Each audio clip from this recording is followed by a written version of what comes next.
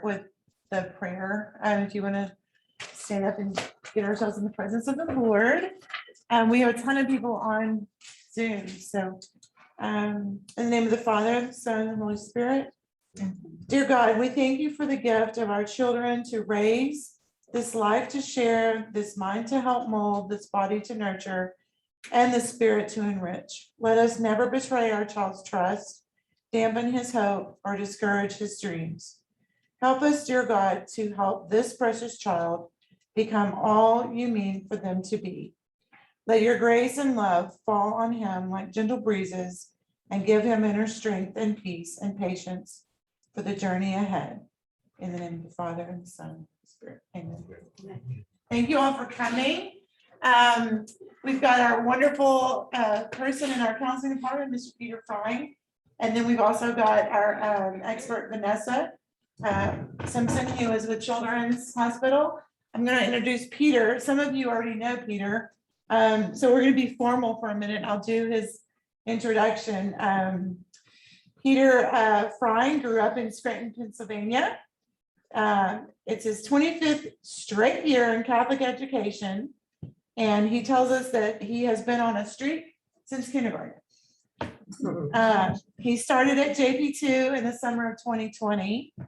Prior to JPII, he served 5 years as school counselor and head cross-country and track coach at Calvert Hall High School in Baltimore, Maryland. Mr. Frying has his MS in school counseling from the University of Scranton. He has a BA in psychology from LaSalle University, and he's a father of 2 kids, a 20-month-old JJ and a 1-month-old little Miss Annie. And they are future Cardinals, just so you know. So, but I'm going to go ahead and let Peter get started. Okay. Well, I just want to make sure, I'm just going to check and see if everyone on the Zoom, let's see, if you can, let's see, if someone can give me a thumbs up, say that they can hear me. Good? All right.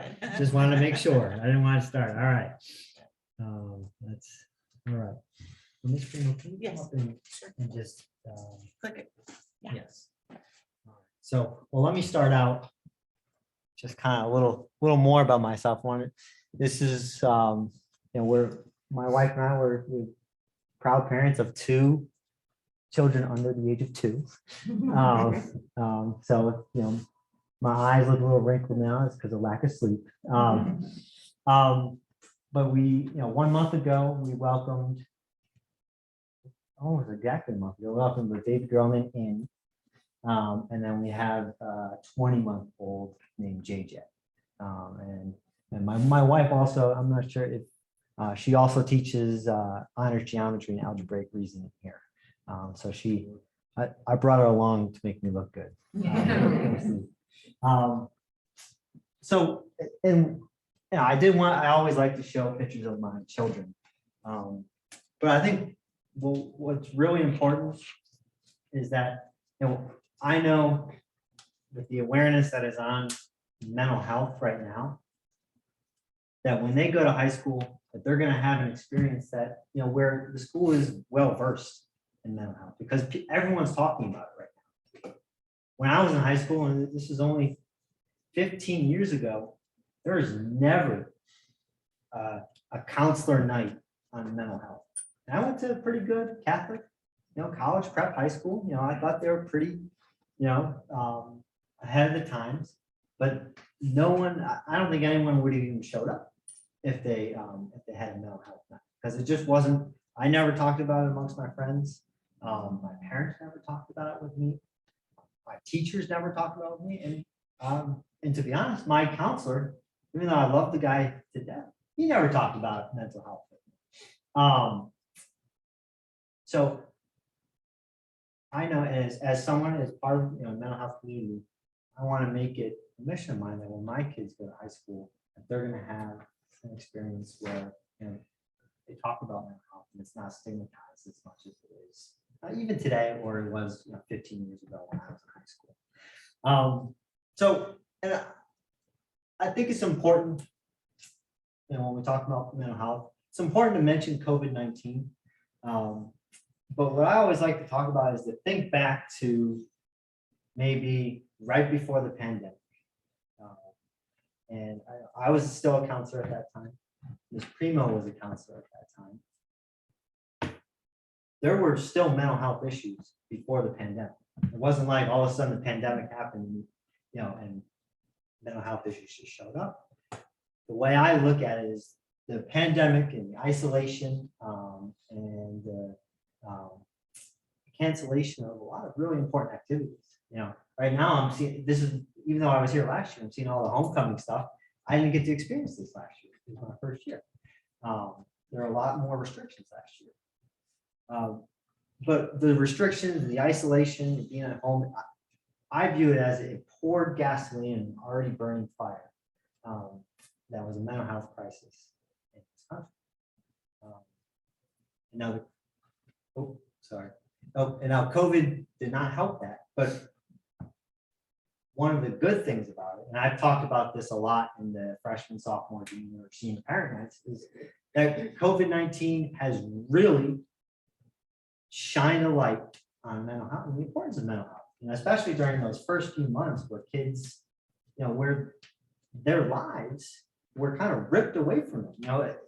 Kids in high school, whether this is a good thing or a bad thing, I don't know, but their lives revolve around going to school every day.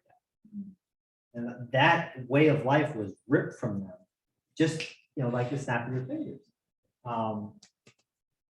So I think that created a lot of difficulty, but it also, forced people to take an inward look and say, hey, this is something that we need to address. So I'm really happy. We have a good crowd here tonight, but we have about over 30 people. Yeah, there's almost 40 now. Almost 40 people on the Zoom. So this is awesome that, that people are attending, people are seeking more information.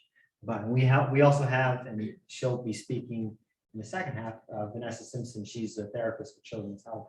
She'll kind of talk about what long-term care is like, especially in terms of students who are suicidal. You can just press the arrow. Yeah. Uh-oh. Let's see. It's not. There we go. Okay.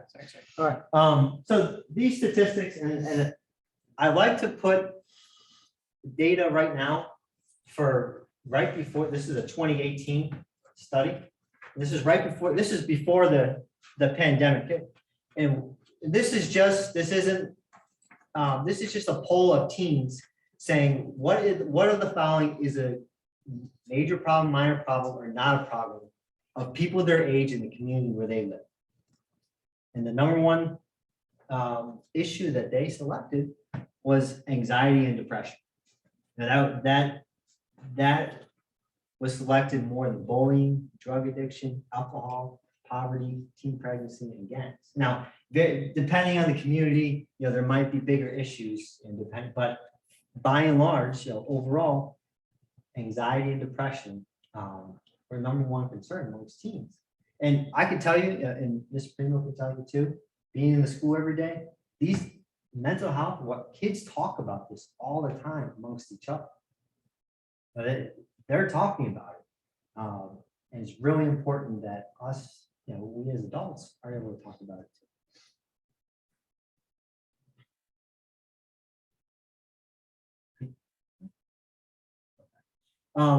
So I like, and I gave a presentation to the teachers at the beginning of the school year and talked about how does anxiety and depression, how does it manifest itself in the classroom? And I wish I had one answer for that. But it's in a variety of different ways.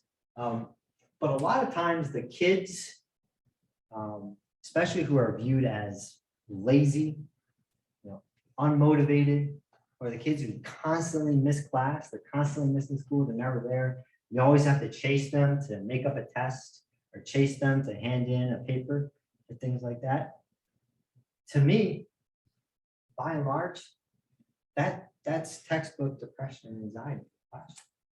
It's not that the kid is just inherently lazy or inherently not smart. Sometimes there's deeper issues at play that are manifesting themselves in the classroom.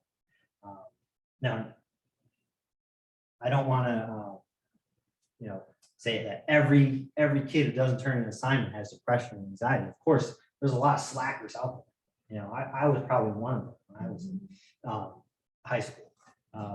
But these are the pervasive issues where kids just can't, for their life, cannot turn in an assignment on time, cannot sit down and write a paper. A lot of times it's important for us to say, hey, maybe there's something going on that needs to be addressed. So top signs of depression in the classroom. So in all the articles I read, I took a class this summer at SMU. The number one sign of depression in adolescence is irritability. It's not, sadness or, crying themselves to sleep at night or a lot of other, there are a lot of other symptoms of depression. But the number one symptom of depression is anger and irritability. And that shows itself as defiance with authority figures, difficulty interacting with peers, and just basic argument. So what we might think of as depression, is the kid who can't get out of bed, and that does happen, or the kid can't stop crying. Number one thing that we see is anger and irritability. Another thing that especially these are the kids who can't verbalize, what's happening or how they're feeling. A lot of times, symptoms of depression show up as somatic complaints or physical complaints. They have stomach aches. They sleep either too much or too little. They start missing school a lot. And last year, I think what we saw a lot was kids who were struggling with either depression or anxiety or maybe another mental health issue. Those are the kids who tended to, instead of coming to school, would stay online. No, not every kid who stayed online. So some kids were really concerned about COVID, but what we saw a lot was that kids who stayed online, that was easier for them to cope with their depression. Difficulty concentrating, it's another sign. Just unable to sit down and tackle hard material. There's a hard math problem, at the school I was at before JPII, every senior it was a graduation requirement. They had to write this big term paper. And you could have had 100 in the class. If you didn't finish this term paper, you couldn't graduate. And even under the threat of graduation, I had kids who were severely depressed, and it was really hard for them to sit down and complete the paper. What I think is important to note is that depression is something that it could be, especially in the severe sense, be very debilitating. And even when the stakes are really high, if the symptoms are so bad, they still can't. Individuals with depression still can't sit down and complete that paper. Short-term memory impairments, the kind of textbook test anxiety. When students show up for a test, they've studied really hard, put a lot of pressure on themselves, but then a lot of times they just blank on the test. They had the information in their head, but then when they get to the test, they can't perform. Low energy, working really slowly, kind of being lackadaisical, maybe either in the classroom or on the athletic field or in their other extracurricular activities. And then a big one too is I've seen this a lot, kind of, especially as kids kind of get towards their junior and senior year. They come in, they're really passionate about a certain activity. Whether it be a really good soccer player, basketball, and all of a sudden, right around that time, they kind of lose interest in that activity. And it doesn't mean that the coach is doing something wrong, or it doesn't mean that maybe they fell out of love with that activity. It could just be hey, I'm struggling with a mental health issue, and one of the symptoms and one of the manifestations of that is diminished interest and withdrawal from activities that they normally really like to do. And then impulsive, risky behavior, especially when you have negative self-thoughts. Sometimes individuals sometimes tend to engage in risky behaviors because kind of the carelessness and lack of cognizance of their safety. And then this is a big one too, negative perceptions about students past, present, and future. They're very pessimistic and kind of disengaging from social situations. And also, and we'll get into this more, but this is where suicidality and suicidal thoughts come in.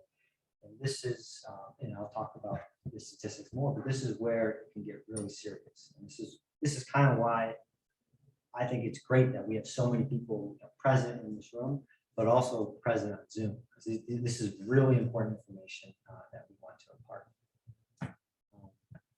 And then anxiety,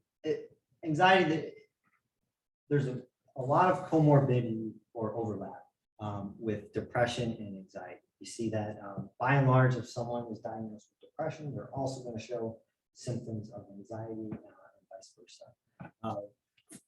And this shows excessive worry about assignments or tests, avoidance of anything that's stressful or triggering of anxiety. It could be a test, but it could also be social situations, meeting with a certain teacher, or playing in a sports event or performing a play. Easily frustrated, difficulty concentrating, withdrawing from peers, acting out. I see that a lot, where some kid maybe is labeled as a problem, and then in working with the kids, we come to find out, hey, this kid's struggling from pretty debilitating anxiety and poor coping skills as well, which is also why important that we wanted to have Ms. Simpson talk, because there are options for treatment for our kids. And the best way to overcome any mental health, one of the first steps is seeking help. And with anxiety, I always, I learned this in the class, it's an overactive, misguided fight or flight response. Anxiety is good in certain situations. If I walk around a corner and someone jumps out and tries to scare me, I'm going to breathe in, I'm going to have difficulty breathing, and my fight or flight response is going to engage, it's going to initiate. But when that fight or flight response is activated, when I sit down to take a test, which is something that's non-life threatening, it's a pretty important test, but it's not life threatening, then that is textbook anxiety. Right, and this is, I love this graph, and I show this graph to kids a lot, is the performance anxiety curve, where we don't want our kids to have zero anxiety, because if you have zero anxiety, you're kind of down near the bottom left, where it's says bore out, where you're bored and you're not motivated or spurred to grow. We want our kids at JPII to be stretched. So if we have a kid who's getting all A's or all 98s in their regular classes, and they barely have to go home at night and do any homework, as a counselor, because even though we love to focus on mental health, we also are their academic planners. If I see that kid, I'm gonna be like, hey man, you might need to be challenged a little more. You might need a little more anxiety in your life in order to spur you to grow. But then on the other hand, we have kids who are taking 6 AP classes at night, and they're sleeping 3-4 hours a night. And they're over here in the red, and they're burnout. As a counselor and academic planner, we're here. I might say, hey, we might need to lighten the load a little bit, because it's not worth your mental health is not worth taking 6 AP classes if it's going to lead you into really high anxiety, really high depression. So the moral of the story is we want you to be stretched for optimal performance. What you can do, and if you've been to the counselor nights that you freshman, sophomore, whatever class your child is in, I think I've said this every time. So I've said it 8 times last year, 4 times last year, and 4 times this year. It's really important that if you notice, even if you're like, oh, something might be off with my son or daughter, please give us a call or please shoot us an email. I really enjoy speaking with parents, especially parents that I've never really got to speak with, because it's good to get to know the parents of my students. Because I see your son or daughters a lot. Usually this is kind of how it goes. Sometimes the order might have to shift, but if you reach out to us and say, hey, I'm noticing this about my son or daughter, usually what I'll say is, okay, well, here's what I'm going to do. I'm going to meet with your son or daughter, just kind of as just a general check-in, see how everything's going. And sometimes the parents say, hey, please don't tell my kid that you called. Other times they say, yeah, it's okay. It's okay for you to tell. It really depends.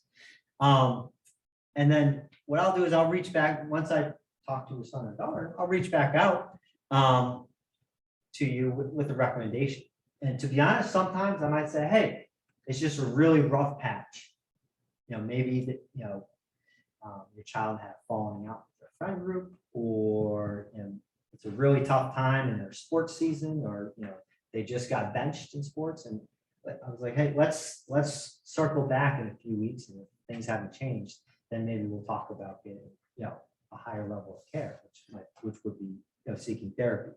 But other times you might say, hey, we need to start exploring options for therapy right away. It really depends on what our assessments are at the time. And then it's important to note that as school counselors at JPII, we all have about, ideally, around 200 to 250 students. So we cannot serve we don't have the bandwidth to serve as long-term consistent therapists, which is why we refer out to people like Vanessa to present. But rather we serve as a supplement to therapy, especially if kids are getting therapy outside. But we also do provide short-term counseling in crisis situations. So I think it's important, and a lot of times people think of school counselors, maybe they do provide therapy. We don't really. We're more of screeners, and then we refer out if an issue needs more consistent, attention, meaning like 1 hour a week or more. So I wanted to include this slide because I presented this to the faculty as well. Has anyone ever heard the show on HBO called Euphoria? Okay, I watched that show and I was like, wait, are kids actually is this what teenagers are like these days? I was like, man, I went to high school 15 years ago. It wasn't this bad. So I started looking up, and it's actually not the case. So compared to their parents' generation, kids these days drink less alcohol, smoke less, but they do vape more. They use fewer hard drugs. They get in fewer car accidents. They get in fewer fights. They commit fewer crimes. They have less sex, and consequently have fewer teenage pregnancies. But this is an important stat, and this is kind of what scares me. Suicide is at the highest rate that it's ever been for children and adolescents. So our kids are doing a lot of great things, but there are a lot of, this is a big need that I think over the next, over the next few years that the whole mental health community needs to address, which is kind of why we want to have this night tonight. So here's some statistics, and this is 2018. This is kind of the best chart I can get. but each year is very similar, 2019, 2020. The number one cause of death for people 10 to 14, 15 to 24, and 25 to 34 was unintentional injury. Usually those are things like car accidents, any other type of accident that's unintentional. But the second highest cause of death amongst people ages 10 through 34 is suicide. That's higher than homicide, higher than cancer. And I wanted to put up here too, in 2018, there were 35 school shooting deaths, and there were 6,211 suicides amongst kids in the high school range. And I think if you look at it, whenever there is a school shooting, that is covered ad nauseum for weeks. But at the same time, I'm sure during that time, the same amount of people have died of suicide. So it is a statistics show it is a huge problem, but it's a very underreported and hidden problem. And which is why at JPII we do have our counseling department. We do have protocols in place. If a student does display suicidal ideation that is determined to be high risk, we meet with the student, we kind of file a report, we ask them questions, but if we as the counselors determine that they're high risk, we send them home. Say, hey, you can't come back to school until you're cleared by a mental health professional. And what that does is that kind of forces the family to say, hey, we really need to get treatment. And usually, we'll get evaluated, and Vanessa kind of will go over this process. You get evaluated at a mental health facility, and they'll recommend, could be long-term care. And I gotta say, I've done plenty of suicide assessments, and I've had really tough phone calls with parents. Some parents had no idea that their child was suicidal at all. But every single time that child got quality treatment, and I've done this in my 7 years as a school counselor. I've probably done this over, I have to count, but probably over 40 times. And all 40 of those kids are still alive today. Some of them are thriving. So I've had great, even though it's a really tough and really tense, kind of earth-shattering time in a whole family, especially when I make that phone call, it does lead to good outcome. And it's important to note that the reason why we have these protocols in place, because 90% of people who do complete suicide, communicate their suicidal intentions to someone around them in the days or weeks before their death. And our goal here is, if someone does present suicidal ideation, we want to get them through the next 3 days in quality care, so they can kind of emerge from this and they can get the correct treatment. I think that's it. Is that it? Yep, that's it. Okay. And so now our segue, and Ms. Primo is going to introduce Ms. Vanessa Simpson, but she is a therapist, or she'll do it. Thank you, Mr. Fine. Let me. Okay. So now we're going to move on to Ms. Vanessa Simpson. And I'm just going to tell you a little bit about Vanessa. Just before I do that, she is, I think most everybody's aware now, we have a partnership with Children's Hospital where we can provide some telehealth counseling to our students on a short-term basis, sometimes 6 to 8 to 10 sessions. And they actually get out of class and come to our office, and they have their telehealth appointment with the mental health counselor from Children's. And for us, it's Vanessa. And so I'm just going to tell you a little bit about her, and then she's going to speak with all of us to tell us more about that, and then some other things. But just to let you know, Vanessa earned both her bachelor's and master's degrees from Baylor University. Vanessa started her social work career as an intern at Children's Health and has worked for Children's Health for over 6 years in both the social work department and the behavioral health department. In her current role as senior behavioral health care manager, Vanessa provides telehealth behavioral health services to students in multiple school districts across North Texas. Vanessa has been specifically trained in motivational interviewing, cognitive behavioral therapy, and trauma-informed care. Vanessa believes in promoting an environment of compassion and hope to help children, teens, and families overcome their struggles and mental health challenges.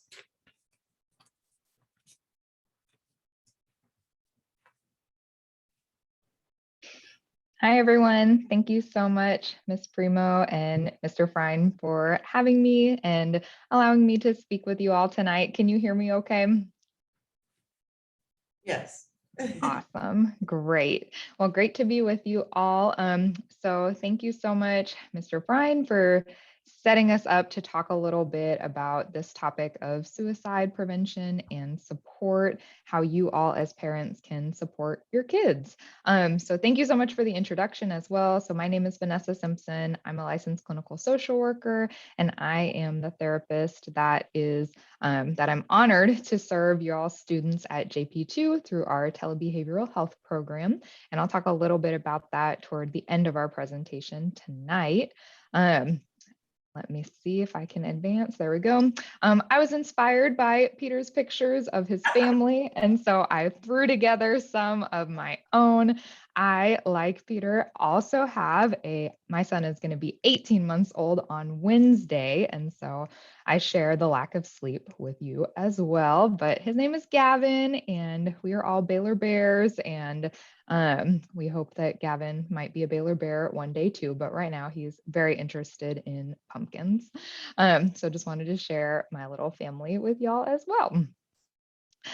So Ms. Primo gave a really great introduction, but I am a senior behavioral health care manager at Children's Health, and I have worked for Children's Health for about 6 years, started my journey at Children's as an intern when I was in graduate school, and I've been a social worker for about 8 years. I lived and worked in Waco right out of graduation and then moved up here as soon as I could to work for Children's again. And I have experience in our social work department as a medical social worker and now as a mental health professional in our behavioral health department at Children's. So tonight's topic, definitely want to give a content warning. The topic of suicide is really difficult and can bring up a lot of different emotions. And so first and foremost, take care of yourselves as parents. This can be a difficult topic to talk about, but it is really important for you all to feel comfortable with the topic so that you can best support and care for your own children. That's what's most important. So when we talk about mental health in general, Peter gave a really great overview of kind of this idea of a mental health continuum. So we go from being healthy, functioning typically and normally, where we all have our mood fluctuations, we can take things in stride if things are difficult. We have consistent performance, and when we think about our students, academically, they're performing well, or even in sports. We're able to sleep well, socialize well, and we have pretty high self-confidence. We know we can do this, we take things in stride, and we feel comfortable with what's going on. And when we move toward the other side of the continuum, you can see that things can get more difficult for students, even for us as adults. And when we move into the section where we want to seek professional care, that's where we can consider to be injured, having significant functional impairment, and then even ill or sick. So having a clinical mental health disorder, having severe and persistent impairment in our everyday lives. And so when we think about looking for signs and symptoms that we'll talk about in a minute, a lot of those fall under the injured or ill spectrum on this continuum. And so thinking about some of those different signs and symptoms, we want to think, is it impacting our children significantly and severely to where we might want to seek some outside support? And when we think about the topic of suicide, that falls in the ill category. That is where we want to seek out mental health support And we want to do it quickly because we don't want anything to happen to our kids. And we definitely don't want their thoughts about suicide to go unnoticed and also untreated. And so, just a little bit of information about suicide in general. So, death by suicide is when people direct violence toward themselves with the intent to end their lives, and then they die because of their actions. Um, a suicide attempt is when someone harms themselves with the intent to end their lives, but they don't die because of their actions. And so when we think about suicide, I think we've heard the terms commit suicide or had a successful suicide. And I really want to encourage us all to move away from those types of terms.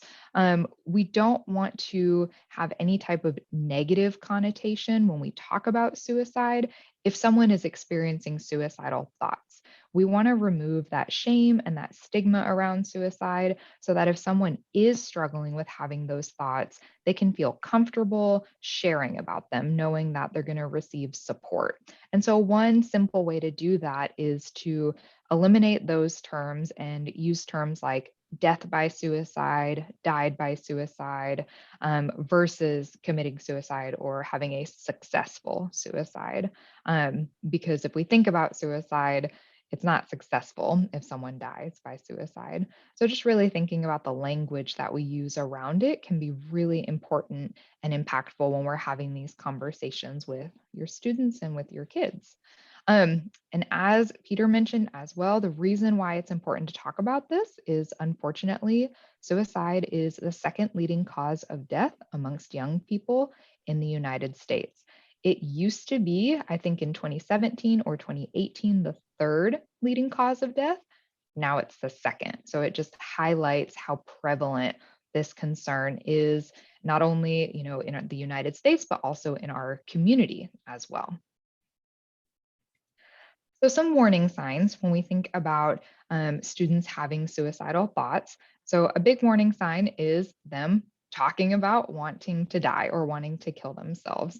So sometimes I talk with parents and they say to me, well, my child makes those statements when they're upset. My child makes those statements out of frustration. And my response to parents is they're making that statement for a reason. We don't want to take it lightly. So even if they're not having the full thought and intent to end their lives by suicide, they're making that statement for a reason. And we want to pay attention to that. We want to ask more questions to see what's going on. More warning signs of suicide are talking about feeling empty, hopeless, having no reason to live. Those are more broad, general statements, but the meaning behind that can definitely lead to having thoughts of not wanting to live anymore. Um, More signs, making a plan or looking for ways to kill themselves, such as searching for lethal methods online, maybe stockpiling pills or medications that they take, even buying a gun. These might seem like extreme examples, but they do happen and sometimes they go unnoticed. So keeping track of things like online searches, purchases, things like that can be really important. Talking about feelings of great guilt or shame, feeling like there's no way out. Those are definite warning signs for suicide. Feeling trapped, feeling like there are no solutions to a problem that might be going on. Something important to note about teenagers specifically is we know that their brains are not fully developed. And part of that is that they can tend to be stuck in the moment. It's hard for teenagers to realize that there's a future and that what's really, really important right now won't always be important to them. But for the teenager's brain, it is extremely important to them right now. And they don't necessarily understand that it might not be important tomorrow or the next day. And so crisis situations for teenagers can seem really, really heightened because they feel like there's no way out. And so that's really important to understand when we're working with teenagers is that breakup that they're experiencing, that benching on the football team, those can be really big crisis situations because they think, this is it, this is the end, there's no way out of this horrible situation. More warning signs, feeling unbearable pain. So if they do have a chronic illness where they experience pain, or even just emotional pain in general when struggling with depression, those can be warning signs because again, they can be feeling trapped or feeling like there's no way out. If you have a teenager talking about being a burden to others, that can definitely be a warning sign because they feel like if I'm not around anymore, I won't be a burden to anyone else. Additionally, using alcohol or drugs more often or at all, and then acting increasingly anxious or agitated too. Some additional warning signs that can also be warning signs of depression, like Mr. Fry mentioned. So withdrawing from friends and family, any changes with eating or sleeping as well can be a warning sign. I think in general, just to have a conversation with your child, if you're noticing some changes in their eating or their sleeping, it can be a really good topic of conversation to bring up just with general concern to see what's going on. Um, Showing rage or talking about seeking revenge can be a really big suicide warning sign. And then, same thing with taking risks that could lead to death, such as driving erratically or extremely fast. Thinking or talking about death often, that kind of goes back to the first point of just expressing those types of thoughts. And then having extreme mood swings, suddenly changing from really, really happy to maybe really, really down or sad. A big warning sign is giving away important possessions. So if you have a teenager and they value something that's really important to them, and all of a sudden they are giving it away to someone else, I would definitely want to ask some follow-up questions as to what's going on. Same with saying goodbye to friends and family or kind of putting affairs in order, maybe even writing out a will. If we have a teenager who's thinking about those types of things, we definitely want to consider those to be warning signs that they might be thinking about suicide. And this list is certainly not exhaustive, and students can be experiencing some of these different signs and symptoms without thinking about suicide. But I would encourage you, if you're noticing that your child is experiencing any of these different symptoms, it warrants a conversation with love and concern and just asking what's been going on for them, because their answer could be that they have been thinking about suicide. And so, with that, what can we do as parents to help? If we notice these signs and symptoms, if we have any general concerns, what can we do in those situations? So, I think the biggest thing that we can do for our children is make a connection with them. They're more likely to talk with parents if they feel like they can talk with you all as parents. So, spending time together as a family, opening that door of communication just in general will help open the door for communication when things are tough. Being aware of any changes with your child. So, going back to changes with eating and sleeping, those are basic human needs. And so, if we notice that they're not getting enough sleep or they're not eating enough, being aware of those changes and talking with your child about them can show them that you have genuine care and interest with what's going on with them. And then, same thing with any other feelings and behaviors that you've noticed that make you feel concerned. Bringing them up when you have that connection, your child can feel more of that connection with you and feel like they want to open up and talk about what's going on. And if you do have concerns that your child has been thinking about suicide, it's really important, as difficult as it might be direct and to use the term suicide. Are you thinking about suicide? Are you thinking about killing yourself? Again, if we haven't had those conversations before, it can seem really, really hard to say those words, but avoiding a direct conversation can make your child feel alone or invalidated. They might feel like you can't handle that type of conversation. These are things that teenagers have shared with me before. They feel like they don't want to hurt their parents. And so letting them know that you are comfortable with the topic, that you can have that conversation, can really open up that door for communication. And then assuring them that they have a safe place with you at home, or someone else to call if needed. So ensuring their safety is really important.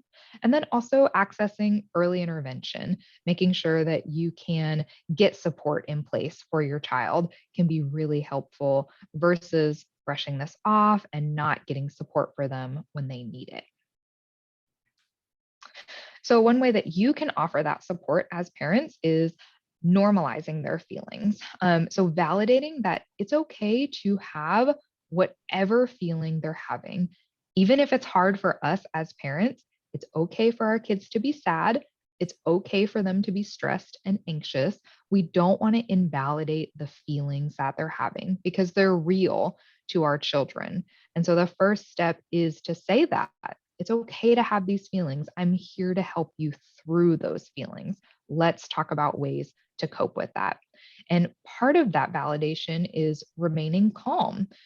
So kids mirror the emotions that we have as parents. And so if we have a calm presence, our kids are more likely to pick up on that and have a calm presence themselves, versus if we come at them crying, screaming, yelling, upset, they're going to mirror that. And so we want to make sure that as parents, we can regulate our own emotions, maintain that calm, cool presence, and then our kids will pick up on that as well. We want our teens to see us as a safe place as parents. So someone who's consistent, calm, supportive, so that they know if they approach you with a difficult topic, you're going to continue to be calm and supportive versus, I'm not really sure what reaction my parent's going to give me, so it's safer for me not to say anything. And then the third way to offer support is don't tell your teens what to do or how to feel. So when it comes to their emotions, again, they're allowed to have whatever feeling they want, and we're going to help support them through that feeling. So we can take deep breaths. As we slow our breathing, they will follow. And then we want to hear how they're feeling from them without telling them, don't feel that way. There's no reason to be depressed. There's no reason to be anxious, because all that does is invalidate their feeling and make them feel like they can't talk with you and it's not a safe place for them to share what's going on. I think importantly too, when we talk about our feelings of stress, depression, suicide, it's really important that we work toward ending the stigma around mental health so that our teenagers, people in general, can feel like they can talk about these feelings and seek out the help and support that they need. So I think we've all heard terms like this. You're crazy. Why would you feel that way? You have no reason to feel that way. Even especially in the school setting, I've heard from students, this will go on my permanent record. There is no permanent record for mental health. What we talk about is confidential. I would be violating HIPAA if I shared things like that. And so really encouraging teens and even some parents, I grew up thinking there was a permanent record too, but saying, there's no permanent record when it comes to mental health. I've heard from a lot of families, if I take medications, I'll have to take them forever. That's not necessarily the case, but we can also think about mental health medications like we do physical health medications. If I have diabetes, I don't need to feel shame for taking insulin because my body just doesn't produce insulin. That's the way it works. Same with mental health. My brain might not make as much serotonin and I might need a little bit of help with that. So we can really end that stigma by providing that education around things like permanent records and medications. I think we've heard you'll never be successful, you're weak if you have mental illness, and that is not the case at all. There are so many people in the world who we would consider to be successful and strong who also struggle with mental health. And I appreciate seeing so many athletes. I think about Simone Biles with the Olympics and how she put her mental health first. And I consider her to be extremely strong for doing that versus risking her life as a gymnast, not being able to perform when her mental health was not okay. And then I think too, I hear this a lot from students that from the outside, their life seems perfect, right? There's nothing going on that could make you depressed or anxious or want to end your life. And we just never know what people are struggling with. Even sometimes our own kids, they have a life outside of their home. I know my 18-month-old doesn't quite yet, but he will. And, there are going to be things that he goes through with his day-to-day life that I don't know about. And so I think it's important to remember that even though we're parents and we do know a lot about our children, more than the rest of the world. We don't know everything about their experience and what they go through every day. And so we can't make assumptions that our kids can't feel a certain way because we think that their life might be perfect. So stigma can make it really difficult for someone who's struggling to seek out help and support. So the more that we can do to end that stigma, the better support we can give to our kids and ultimately to society as well. And so thinking about professional support, so if you do have a child who is experiencing thoughts of suicide specifically, that is a crisis situation. And so if you're at home, you would want to call 911 or bring your child to the closest emergency room. If you're in the Plano area, we do have our Children's Health in Plano. And then we do, of course, have our Children's Health in Dallas. We have psychiatric, we call them MHAT, mental health assessment team professionals in the emergency room who work specifically with children to provide a psychiatric evaluation to keep kids safe. So they will determine, what level of care is needed in order to keep your child safe if they are having thoughts of suicide. And that is the best thing that you can do to support your child if they're in a crisis situation where they are having thoughts of suicide and we cannot plan to keep them safe at home. At school, Mr. Bryan talked about the school counselor's role and how they help support students in that moment if they're experiencing a crisis at school. And sometimes we're not in a crisis situation, but we still want support for our feelings of depression or our feelings of anxiety. And so we have counselors in the community for long-term counseling, specialized counseling. And part of my role as a behavioral health care manager is that we have this program with JPII where I can provide school-based telebehavioral health short-term virtual therapy. And so there are two parts to our program. The first part is that I can help families get connected if you're looking for long-term therapists, specialized therapists, specific types of therapy. I can help families get connected to those resources.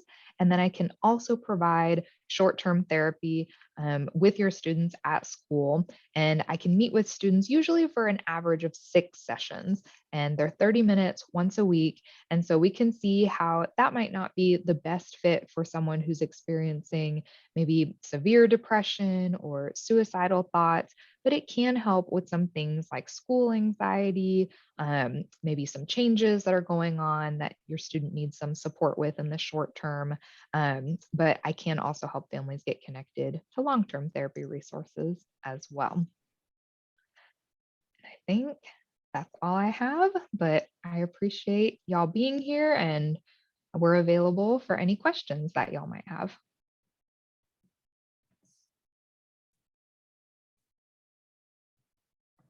Does anyone have any questions in the audience? Let me check on the chat. Let me see.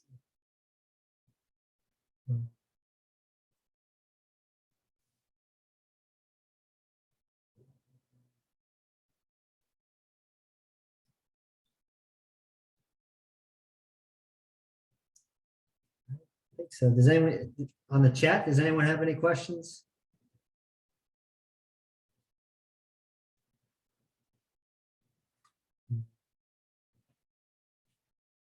Doesn't look like it. I just have a quick Oh, question. sure. Do the kids get a similar presentation in the school on this kind of information? We do in terms of the counselors do go into classes, especially freshman seminar. But I could tell you what the counselors do in general. We meet with all of our students and we're really good. We're trained to kind of assess just a regular student, like, hey, how's everything? Talk to me about some of the challenges. And we're good at kind of picking up on some of the cues. And so if that is something that, if a kid is presenting, some symptoms that we observe, especially if, we have good relationships, I might say, hey, have you ever thought about going to get treatment? I think also with their friend groups, like there might be some signs that they notice with friends, or a friend might talk about these things. And they might not know what to do with that. So I was just wondering. Yes, and we do have and we have some great kids in our school. We have kids who reach out to us pretty regularly and say, hey, I'm really worried about my friend. Yeah. This is what's going on. And sometimes they want to remain anonymous because they don't want to kind of betray their trust, but they're really worried about it. So yes, we do have that. And we do recommend, sometimes, I've been yelled at before for recommending therapy to a kid by a parent, which is okay. But we do, and when that happens, I try to get the parents involved right away. Because it's really hard, I think even as a parent, if I found out, my son or daughter is struggling with mental health, I'll be like, hey, what did I do wrong? So that's kind of the natural reaction. Parents sometimes they get defensive. Thank you. No problem. Any other I questions? have a Sure. question. How do students get connected with Mrs. Simpson? And if so, and they connect, do they contact the parents, or how is billing done?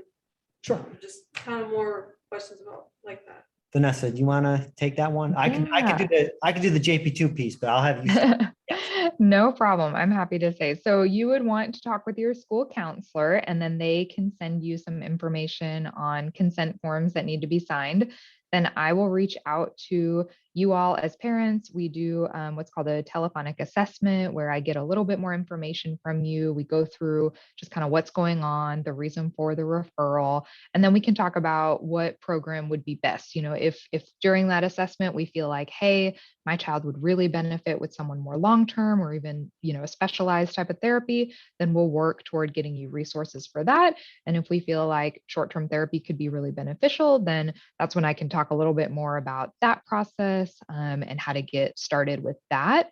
And I think I did mention this, but so the sessions happen during the school day, and that's when I work with the school counselors, and they are so great about getting the best day and time that works well with the students in their schedule for us to meet for 30 minutes. And sometimes students don't want to meet during the school day. And so that's when, again, I can help with getting some additional referrals out in the community.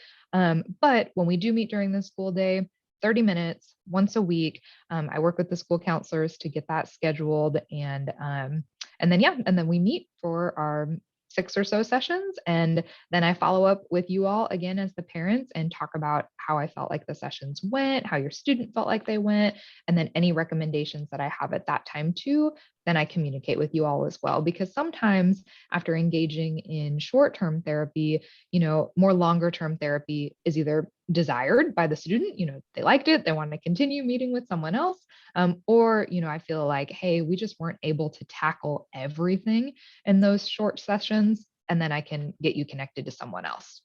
Okay, thank you. And I should add to that too.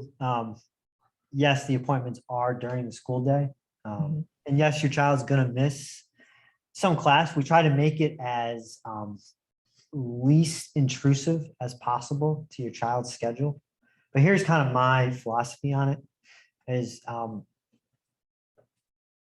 mental health is something that needs to be addressed in order for your child to academically flourish. So I would rather them miss a half hour of class once a week and get some important issues addressed rather than kind of let it go and maybe that affects their academic performance even more. So that's kind of our approach to it. Well, I have another question. Sure, So, kind of a follow-up on that question. sure. If let's say my student knows another student and they need help, Yes. but they don't feel like they can talk to their parents to get consent, what should they do in that situation? Talk to their counselor first and then see Yeah. where it goes from there? Yeah, and I think we are as counselors, we're really good at kind of bridging that gap. I've had tough conversations where parents really don't they don't even believe in therapy.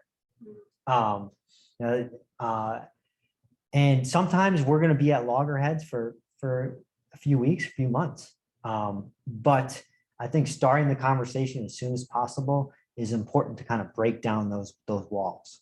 Because if you never have that conversation, nothing's ever going to change. And I'm okay with disagreeing with parents, it happens from time to time. But I think as counselors, we're not afraid to have those tough conversations. And the other thing too, just to piggyback on what Mr. Fine said, the three of us work really well together. We're in close quarters anyway.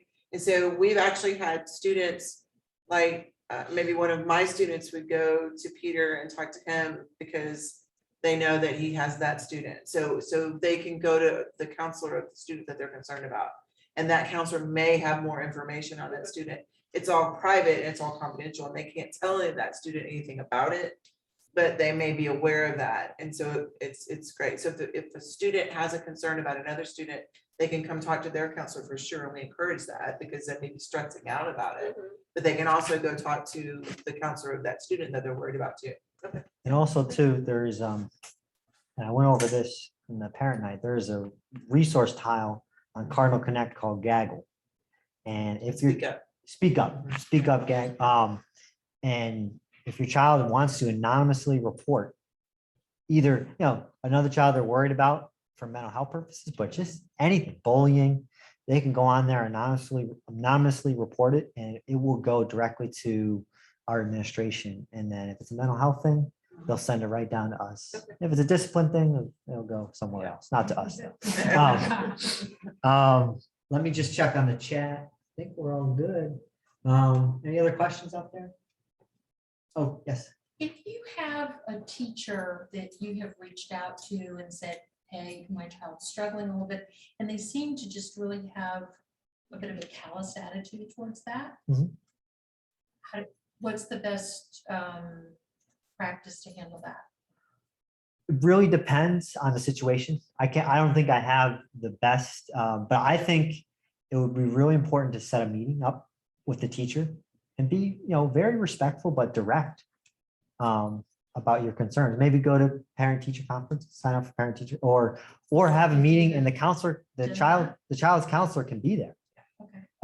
And we can do that. And if there's still the callousness and the kind of lack of regard, then we can get administration involved, and we can kind of do our best to rectify the situation. But I think the first start would be to call your child's counselor, and then we can kind of get that ball rolling. Thank you. Any other questions? Let me check the chat. Oh, here we go. So here's a question. How do you determine if the student is only saying things like this to seek attention versus not? Vanessa, you want to go for that one? I would love to, because I get asked that all the time by parents. And my response to that is they're seeking attention for a reason, and they're using this type of communication to seek that attention. And so we still want to give them attention. And so if we find that our student is saying these statements about suicide and we're not following through, we want to follow through. And so if they're saying that they're having these thoughts, they want to die, okay, we need to go to the emergency room now, and we need to have a mental health assessment. And I think during that assessment, they do a really great job of determining what's going on, what level of care would be best. And so if they find that the student really doesn't have the intent or plan, maybe the student is upset about something, that will come to light. But we do want to still give attention to those statements because they're powerful, and there's a reason why our child is choosing to communicate in that way, how they're feeling.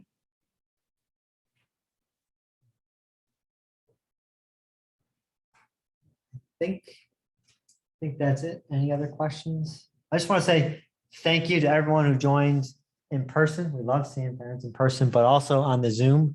We got a lot of thank yous on the Zoom for providing the Zoom. So maybe we'll do that more and more.